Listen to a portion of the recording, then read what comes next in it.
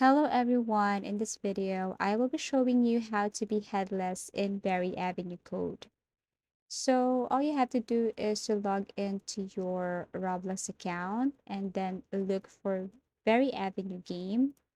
So to start, you just have to tap this green button here and then click this open Roblox.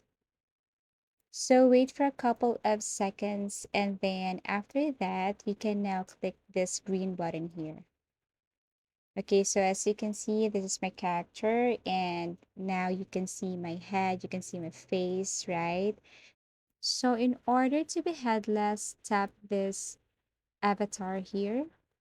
So once you tap this, click this three lines or menu, tap this one, and then you have to scroll down and then look or click equip.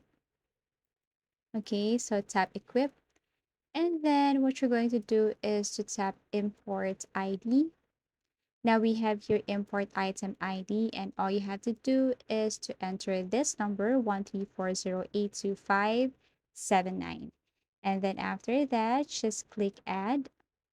Now, if you look at your character again, you will be amazed that your character is now headless. So that's it. So if you found this video helpful, give it a thumbs up. Subscribe for more video tips and video tutorials.